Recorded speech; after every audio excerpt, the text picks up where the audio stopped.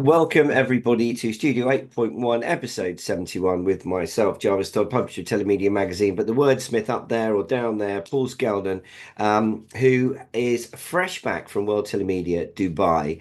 And in this session, we're going to, for those of you that missed it, those of you that weren't able to attend, and those of you that maybe were able to attend, we're going to do a quick run through of some of the key takeaways from what was an excellent conference. And before I go any further, I must congratulate you, Paul, for putting together a program of real experts in our industry, spending time giving us their expertise and really providing an insight into what I think is a very exciting market and some huge potential for the telemedia MVAS industry. So well done to everyone, and thank you for everyone for supporting that. The first thing we're going to do, the show kicked off with, as you would expect, a major highlight on the opportunities in the MENA region. And what does that market look like? And Paul handled a panel discussion covering a number of areas. Maybe you want to give us an idea of some of the key takeaways on that from that, Paul. Yeah, absolutely. I mean, obviously, the event sort of centred quite heavily, certainly in the conference, around the kind of opportunities in the MENA market.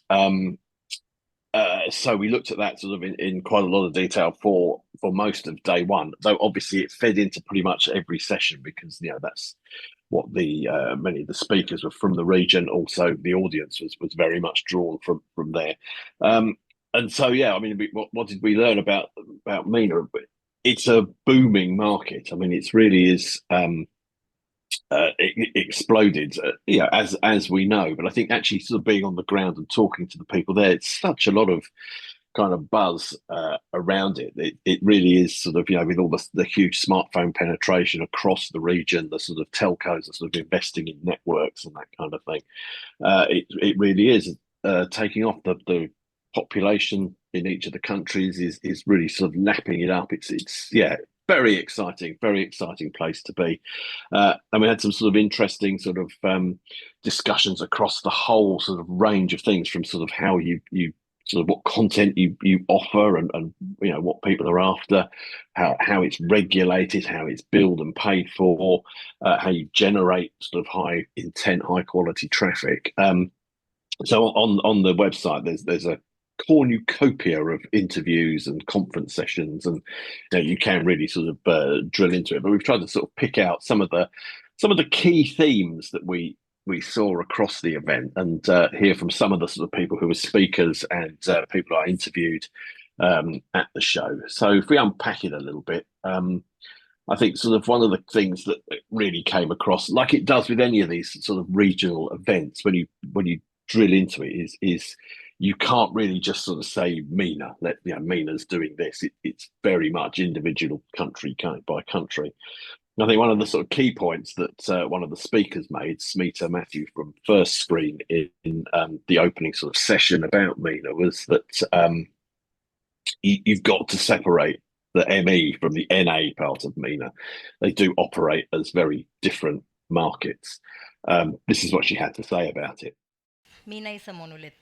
If you really have to separate out ME from NA, because the strategies that you need to adopt to do business in Middle East is very, very different from what you need to adopt for North Africa.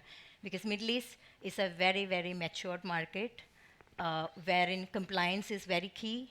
Most of the players have tried out. Most of the aggregators also have their home in one of those Middle East countries. So VAS started much before we started that in North Africa, and hence you really need to have the right combination of having a good product, having a good marketing approach, ensuring that the compliance is adhered with, because operators go very, very strict with that. All these things need to be considered, and then only you will be able to do a right business in Middle East as a region. Whereas in North Africa, the challenges are different. There is still a lot of potential to be tapped, but there is a lot of challenges, especially related to money repatriation. One of the reasons during Jim's presentations, he was mentioning that it's a very unsaturated markets or very regulated business happens in Morocco and Tunisia. One of the key reasons for that is it's not very easy to take the money out from these markets, and hence one of the key strategies that we need to consider, especially to operate in North Africa, will be to find that right aggregator balance who has got that right mix of operator relationship as well as the financial regulator or the banking relationships as well, so that all the investment that goes in is returned to the partners within a certain span of time, so that we can do a long-term and sustainable business. So for me, it's a very different strategy for both these regions, but yes, yet there is a lot of potential to be tapped. So yeah, in a nutshell, Smita really identified quite clearly what some of those challenges are, and again, we've talked about regional variations, and it is quite interesting that the region of MENA is kind of commonly thrown out there, but actually that needs to be segmented, and within those segments there are also further segments, and that is in some ways the challenge, and also perhaps the secret to success if you do that properly. I mean, I was also interested in the same session, and I would urge anyone to go to the World Telemedia website, where you can see the recordings of all these sessions. That'll be up there for the next few months. I was interested also to hear Naji's comments from our platinum sponsor MT2. He made some very good points about whilst the MENA region is booming and there certainly is open for business and certainly open for the telemedia business, there is a lot to consider, and not just regional variations, but political issues to consider, religious issues that need to be wrapped into your strategies, along with the kind of general marketing rules that then come from the likes of Google and other social media platforms. So it's a complicated web to navigate, and there is risk, and I suppose this is why one of the kind of clear messages was you need to be putting really good services together. You need to be very mindful of who you work with, and also given that there's risk, you need to factor that into your strategy, and you need to be able to understand, for example, that you may not be getting your money for 6 or 7 months, and so consequently you have to get it right, because it is a big investment before you start to see those returns. And I think there was a suggestion that some merchants, some advertisers, some investors out there might go into this feeling as though they're going to get a much quicker return than they are, and not viewing it with a long-term view, and consequently then starting to get a little bit desperate to recoup their money and their investments, and that's where the problems start. And so again, Smita made the point, it's very, very important to go in with a long-term vision, understand the myriad of factors that need to be accounted for, and also understand that sometimes you're going to get it wrong, and therefore a kind of multi-market approach is definitely the best way of looking at it, in order to sort of spread the risk, because it's a constantly moving target. Absolutely. I mean, that came up time and time again about sort of, having to focus on these as very different markets, individually by country, sometimes even by sort of regions within the country. But yeah, getting the money out, making money from this isn't as easy. The money's there, but how you get it out is quite problematic. And we did a whole session about how to set up, run a business that operates in MENA, that is also on the sort of on the website, which was very interesting indeed. And it seemed to be a constant sort of question that kept coming up in all the sessions, was about how you manage that sort of fragmented market, how you manage that sort of different business culture. Yeah, well, I mean, I agree, and the sessions that I attended and have listened to, and the excellent one-to-one interviews that you've also done, which people can again access on our YouTube channel and on our World Telemedia website. One of the interviews you did was with an old friend of ours, James McNabb, from Basebone. And again, you know, you were talking about the importance of compliance and regulation. And again, going back to what we were saying earlier about how these things are so different in so many markets and how it ebbs and flows. And James, I thought, made some very interesting points in the interview that you did with him. So let's have a quick listen to what James had to say. Every market's unique and different. To some extent overly regulated, and then to other extents not as overly regulated. You are impacted in terms of the number of sign-ups that you can do if you're doing the subscription model. But like most markets now, it's about what is the quality of content, what is the consumer doing with that content, what are your engagement stats, and obviously advertising through Google, Meta, and trying not to touch affiliates. But they're interesting markets. Every network's unique. You still have your knee-jerk reaction. So if somebody gets a message or a service that they don't want, they'll complain about it and may force us into different flow types. But overall, it's an interesting and challenging market, very different to what we traditionally have South Africa or the European markets. Right, so there you go. There you have it from James. Over regulation and under regulation again goes back to what I said earlier about markets being a moving target, and also given this, the ever-present knee-jerk reaction, meaning that spreading your risk and spreading your investments across multiple markets, and also being able to adapt to sudden changes in market conditions seems to be essential. What are your thoughts on that? Yeah, absolutely. I think sort of, I mean, he's bang on. I think in some ways, it's like all these markets, it's always been like this in telemedia. It is over and under regulated at the same time, just depending on what you're trying to do. But I think he makes a very valid point that you have to just be agile and aware that these things can change really quickly. I think one of the most interesting things he did go on to say was about how kind of that you sometimes get complaints that are picked up on an individual basis. So one complaint from one individual can, effectively totally redirect the market. So you have to be quite aware of that side of things when operating in the MENA region. But still, overall, he too was very positive. And I think the regulation side of it is really important because MVAS is a massive opportunity. Operators do want to play in it. I mean, it's seen as a really valid and lucrative sort of revenue stream for them, increasingly, and particularly in that region. As Smita from First Screen went on to say, the regulation is important because it's what helps operators want to play in this market. Let's hear what she had to say.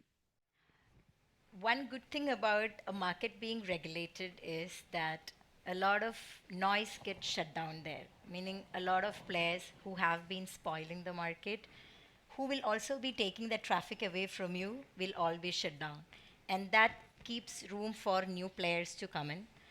Of course, all the details that we discussed need to be taken into consideration. So few points here. One, definitely you need to have that balancing act across countries, across geos. Invest less, but invest steadily. Ensure that the compliance is in place, especially when it comes to MENA.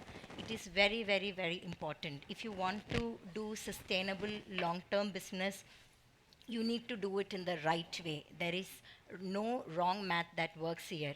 And if you're up for a sustainable business, there is still a lot of room here because operators are looking for revenues. No one has decided to shut down VAS as a business line. It definitely adds to their top line. So definitely they are looking at promoting more recharges, but also ways and means to deduct the balance and get it back from the users as well. And we are in that business. But they are looking for partners whom they can trust, they can rely. So if you guys are into that particular league of business, definitely there is a lot of room. And with AI, there is endless possibilities of creating quality, good, and user-friendly content.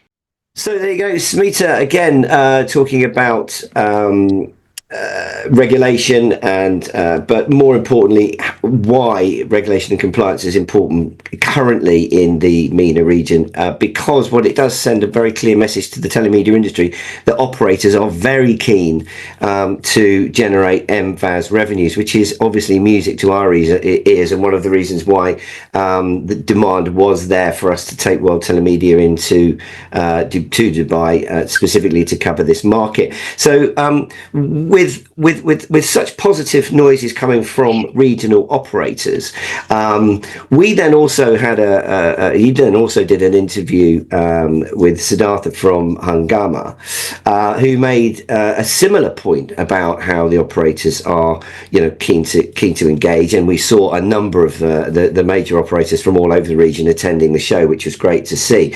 But he makes an interesting couple of points in terms of, as he sees more operator involvement, he feels as though by definition that's going to create some kind of need for a sort of structural overhaul of the MVAS market, Paul.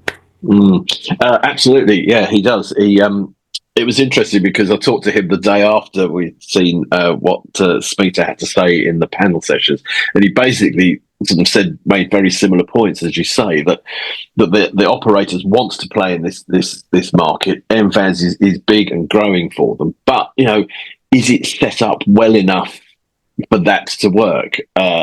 And there's a lot of sort of changes sort of out there, like the sort of, you need high value, high intent consumers. Where do you find them and how do you find them? What kind of content they want? High value content. The content side of it is becoming really intense. I mean, we're looking at sort of TV grade content that you'd find on Netflix and that sort of thing is what the operators want. And also how it's all billed and paid for is also changing. I mean, it was a wide-ranging interview, but sort of the basis of what he was getting at, he says here. There is a structured-based rebooting of the larger MVAS industry. And what we're seeing is across various markets, be it MENA, be it Africa, be it Asia, telecom companies are wanting to relook at this space in a far more structured manner.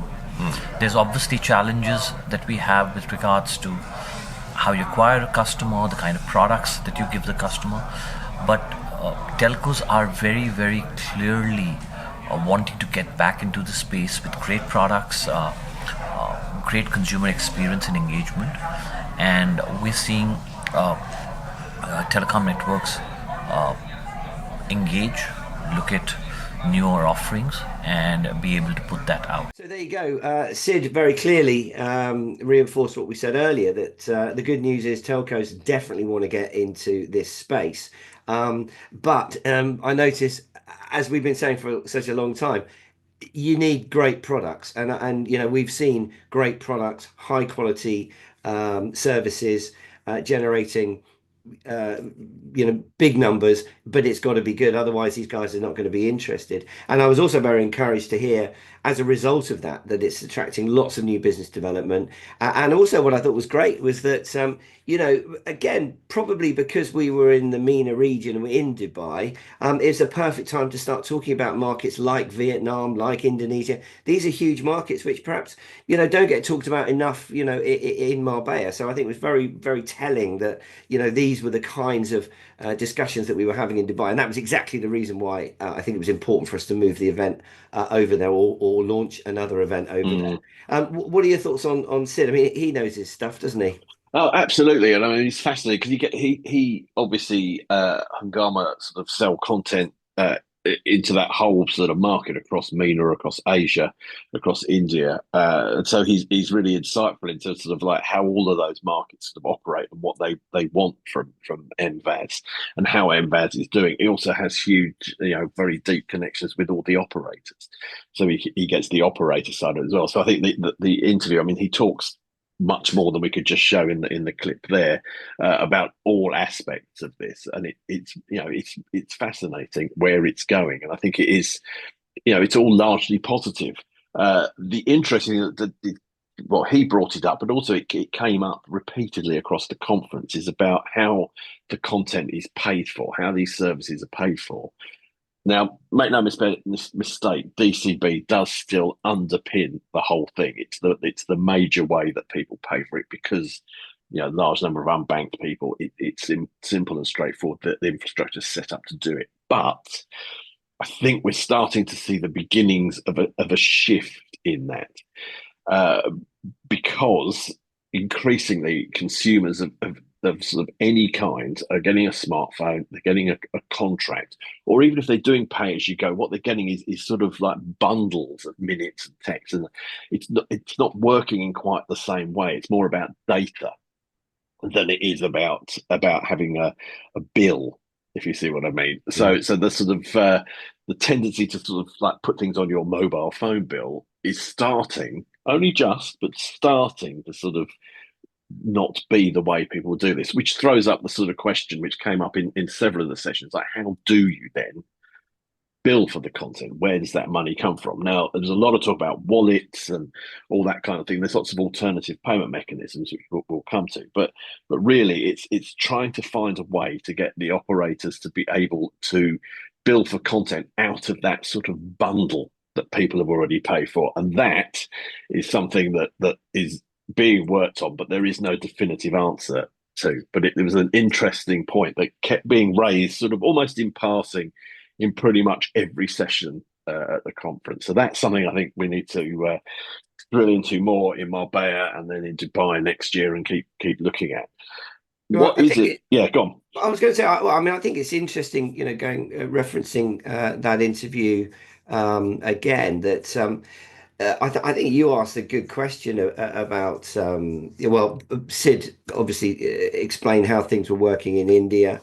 He made a point about, the sort of enormous potential of, I think it's 600 million mobile phones, something like that. It's something like that. It's an astronomical number. A huge number. And he referenced the way that the Indian market is structured with the government-built wallet, which I think also ties in with this sort of whole idea of bundling and that sort of thing. So tell us a little bit more about, why don't we have a listen to what Sid had to say?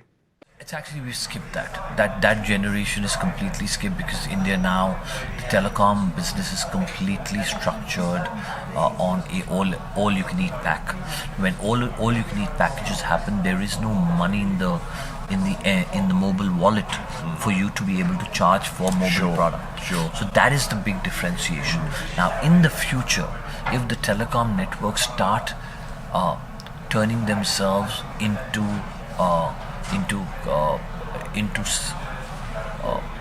having products that allow for consumer to have a certain value in their wallets, that is when I see MVAS coming back, the mobile VAS coming back through the telco ecosystem. There you have it. Paul, you've been talking about all-you-can-eat models for the best part of 2 years. Now, clearly, the Indian market is proving you right, and I thought Sid made some very interesting points about the way that the telcos and the consumers are now wanting bundled packages, as again you said, we always felt was going to be the secret. But of course, with that, and referencing earlier the idea about having an MVAS restructure, it makes that traditional billing model quite complicated. Well, it rewrites that, restructures it, right? It does, totally. It really changes it, and it's really quite. There isn't sort of an easy replacement, and it is interesting to sort of wonder how that might work. And the interesting thing is how they've done it in India. Is that the government essentially set up a digital wallet that everybody can use, and they gave the APIs for it to any merchant who wanted it in anything, not just in MVAS but anywhere, to be able to take digital payments. And it must have cost them billions, but it's essentially banked the unbanked, so they're all their money is now in the banking system. Yeah, and that has tax implications and all sorts of things. But from the MVAS point of view, it does make it easy. They can sell content easily because they've got an easy way of billing people for it. They don't need to use carrier billing. And so I don't see that governments all over the world are going to set up e-wallets, but I think it proves the point that e-wallets can work. And the more consumers use smartphones and are digital in their sort of way of life, they are going to adopt digital wallets of some sort. And I think that, you know, it's not too far off that will be the way we pay. Yeah, which, you know, possibly is that the end of carrier billing? Never. I mean, what it also does show, again, reinforcing the point we made earlier, that every region, every market, in this case, every continent, is very different.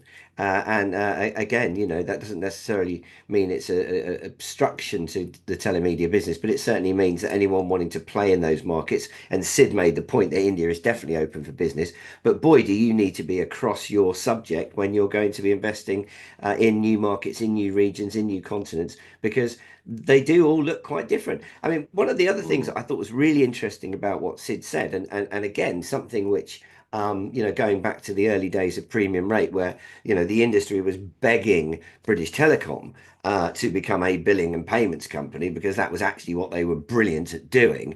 And you know, there was lots of talk about actually telcos becoming banks, and, you know, they didn't take that opportunity. But it does kind of make the point again that, you know, the role of the nowadays the mobile network operator is really so important, and it also shows that, you know, they can very significantly change the view of what they do. And I think, you know, what Sid was talking about there is as well, with the sort of you know, all you can eat bundling packages, it sort of turns them into content distributors, really.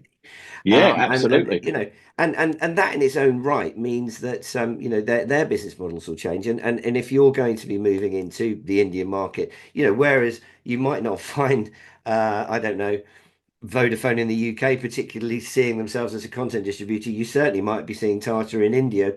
You'll be having very different conversations with, you know, an Indian telco, because, you know, clearly their market conditions and their strategies with regards to MVAS and premium content, and how they can monetize consumers and how important they see this revenue, it will make those conversations very, very different. And I think from the point of view of the sort of takeaways of World Telemedia, this is what really makes putting the world back in telemedia and taking the shows to places like Dubai, because, you know, it just goes to show there's some really, really exciting stuff going on all over the planet, and you know, I think our work has only just begun. I think so, yeah. And I think it's what's interesting about it is the things you can learn from these other markets and see how it is done differently, and there isn't just one way of doing it. I think it does prove or demonstrate sort of, you know, potential roadmaps for even very well developed markets like Europe. So yeah, I think it's really interesting. What the stuff that Sid was talking about was really interesting, and the themes he covered came up time and again in the Dubai event, and you know, it's clearly, you know, some big talking points for the industry. Yeah, well, I agree with you. I mean, let's finish up by talking about where it all starts, really. Actually, well, before we talk about traffic, let's talk about content. We've you know, for a long period of time now, been so pleased to see huge innovations in services, and a huge increase in the quality of content. And, you know, time and time again, you hear about people saying content is key. High quality content's absolutely essential. Good services are where the industry should be. Good compliance services where the industry should be. And so, you know, those themes came out in spades in numerous occasions. And you did an interesting interview with Perpetuum, didn't you? I did indeed, yeah, with Pal, and she talked sort of, again, quite wide-rangingly about sort of content strategies and theirs in particular. But the point that she made that was really interesting is that it has to be high-quality content. There needs to be lots of it. It needs to be regional and country appropriate, which isn't just about meeting the regulations. That is also about the kind of, you know, being the kind of content that's popular in those countries and regions, and how branded content, which is what they Perpetuum specialise in, it is increasingly important at the moment. It's what operators want. It's what consumers want. You know, that's the sort of golden ticket. Let's hear what she had to say. So this is what we are seeing, and every operator who wants to make a service live or any content live, they want to have high quality branded stuff. And we are one of the few people in the industry that, you know, own this content, has an authentic license to this content. And that's the demand of the market that we see. And to further expand our business and grow, in order to be creating our own gaming service, somebody who would like to, doesn't have any experience into the gaming service or doesn't want to, have an in-house team to create their own service and manage the technical part of it. What we're trying to do is we are offering a white label solution called Quick Fun. So this is like a next generation innovative gaming services. It's more like a swipe up mechanism that what we see is trending, which is like Instagram Reels or TikTok or Snapchat. These are all swipe up mechanism, and the young age or any of age trending right now what we see is they are quite adapt to this swipe up mechanism. So over here what we are trying to achieve is discovery and engagement. What is the telecom or operator or a VAS provider is trying to pitch or trying to provide it to your consumers. So they kind of like what the service works is they swipe up, they look at the gameplay. If they like, they can play. And this is on the portal. They do not have to download any of the games. They just have to look at the videos and play it. So there you have it. It's not just about having high quality content. It's now all about how you present that high quality content and how you keep your customers continually engaged. But also, interestingly, for Perpetuum, given that they are sort of, such a great provider of branded solutions, but being able to provide white label platforms for other merchants with a way that people like to engage, or especially new, young, high-tech telemedia consumers, and her example was gaming there. Yeah, absolutely, and I think that it's an interesting point, because the content's really important, but how you display and distribute that content is equally as important, particularly to the telcos, and their solution is this sort of swipe up mechanism, a bit like sort of you get on YouTube and Snapchat and all the rest of them, and I think it's easy for consumers to use. It taps into how young people do this, but for the telcos, it's a white label solution. They can just plug it in, and it looks like they're keeping up with the kids as well. So it's an interesting debate about. It's not just about the content; it's how that content's also displayed and served up is increasingly important as well. It really is amazing how far we've come from the old days, when I think Vodafone in the UK did set up their own content portal for a while, and which was at the time I felt quite a positive strategy, but in fact I don't think it actually lasted for them more than 12 months or so.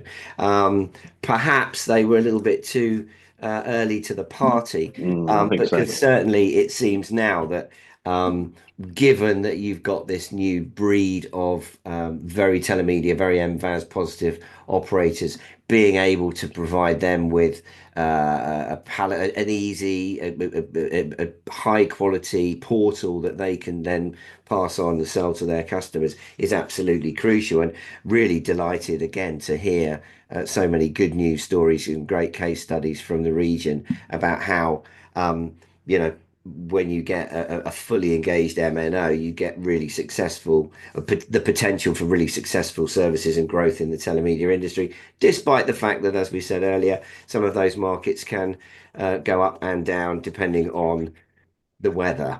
Now let's get down to ultimately where it all starts. It's all really about traffic. There's no point having all these great services if you aren't able to engage customers and onboard them, and it all comes down to traffic. Now, this has again been a bit of a moving target over the years. Content landscape changes dramatically, social media landscape changes dramatically, and of course again the likes of Google are ever present, but again do also have let's say a fluctuating approach to the MVAS industry. So you talked to Apex, didn't you? I did, to Tom Ash, from my friend Tom Ash from Apex. Again, another wide-ranging interview, which you can see the whole thing on the website. But some of the key points he made were really about, as did other traffic generation experts that were at the show, is that it's all now about high intent traffic, largely coming from social media and from Google. Affiliate marketing does still have a role to play, but it's seemingly social, and Google is where it's really at. And how you sort of work with those to generate that traffic and find the right traffic and make sure it is the right people with the right intent at the right moment and all that sort of like ultra personalization stuff is becoming a real sort of skill, and it's the thing that does drive MVAS really, because you could have all the other bits in place, but if you haven't got any of the traffic, you haven't got the right people, or even if your sort of supply of eyeballs is slightly not as good as someone else's, you're on the back foot. And he talked at sort of great length about how they do that, how they collaborate with everybody in the value chain to make this happen. But he had some really interesting points to make. This is what he said. I'm already feeling that changes. So what I see is, as of before, we were an ad agency and we treated on the part to acquire the traffic and to delivering the subscribers to our client, and the client then manages the retention and everything else on their side. Right now I feel that we work like a synergy, and our top clients, we work like this, so it feels like we are all on the same boat. So we need to be transparent with everything to understand what we can do and what the users can understand with the portal. So that's why I'm saying, and we keep saying, high quality portals worth a lot, because it allows us to be more creative and to understand the user's mind and how to get them to subscribe to that service, because in the end of the day, that's what we all want, and we want them to stay there for a long time. Yeah. That's the whole name of the game. Exactly. So there you go. A real sea change, I think. Again, I hate to go back, 20 years, but when you have a telemedia value chain, I think perhaps in the old days, this idea of collaboration was not so prevalent, because I think everyone saw everybody else as something of a threat.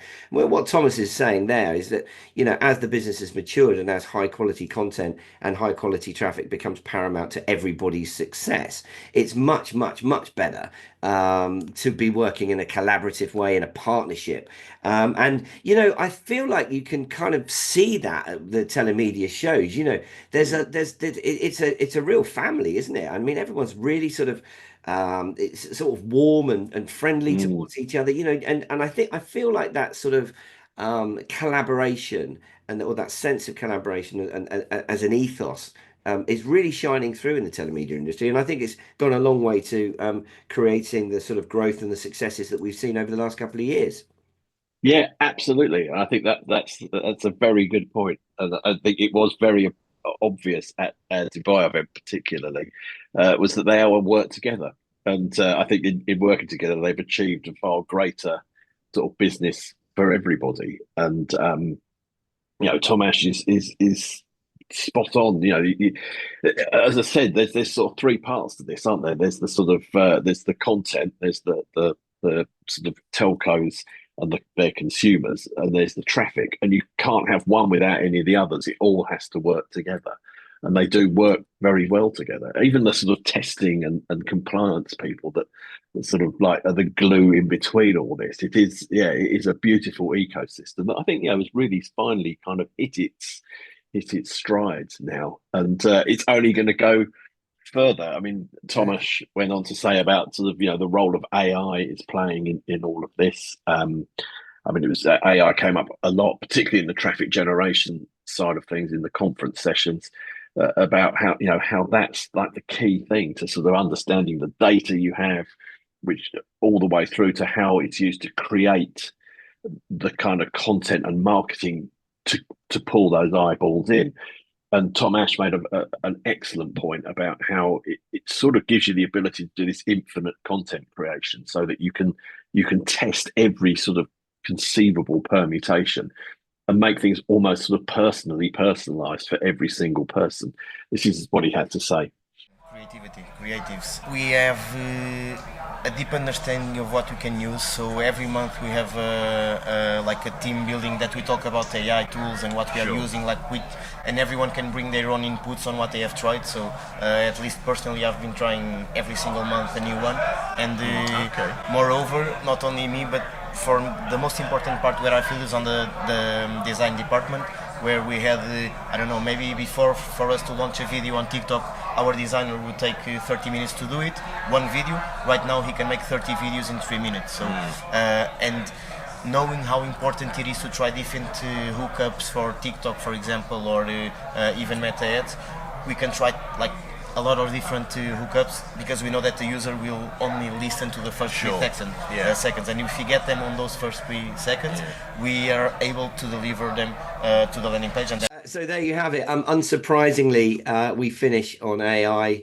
Everything seems to start with AI and finish with AI, which is why, as anyone will not be surprised to see in the conference sessions that we put together in Dubai, and indeed the conference sessions going forward into Marbella, there is no longer an AI session, because in fact every session has to tackle the role of AI, the threats from AI, the opportunities from AI. So we make no apologies for not having an AI session, because I think what Thomas has clearly said there, and from their perspective, in a relatively short space of time, it's now becoming an absolutely key tool, and almost like a sort of the dream of being able to personalize and test video content or engagement content in a way that we've never been able to do before. Yeah, absolutely. And it just, like you say, we don't need an AI session. AI just underpins every aspect of this. It's at every stage. We need to talk about it and how it's used, but it is just one of the tools that's part of the whole process, whether you're doing content, whether you're doing billing, whether you're doing data gathering, traffic generation, compliance, fraud, everything. So it's everywhere. And I think, we're going to see some really interesting things come from that as the market develops. And I think our event in Dubai, it threw up a lot of interesting talking points about change, and I think that's what we need to sort of look at going forward in our next sort of set of events at Marbella, Dubai next year, about how that change is happening, and like how it constantly happens, and how this sort of lovely ecosystem we've created can adapt to that change and find new and exciting and innovative things to pull out of it. Yeah, for sure. Just for anybody that doesn't know, please remember to subscribe to our channel if you're interested in hearing Paul and I dissect news from the telemedia market. And also, I guess probably next week we'll do another session along the same lines, picking out some of the other highlights from Dubai, because there's still plenty to cover. And do remember that you can watch free of charge all of those conference sessions, either on the 8.1 website, or you can go to WTEvent.com, click on Marbella. If you click on the conference sessions, you'll be able to watch them all in all their glory, or indeed on our YouTube channel. And again, like, subscribe, and please send us some comments. In the meantime, Paul, thank you very much for your time. Always a pleasure. Let's do it all again next week. Absolutely. We'll pull out some more interesting talking points from the conference and from the interviews, and we'll talk again then. We will. Thanks for watching, everyone. Take care.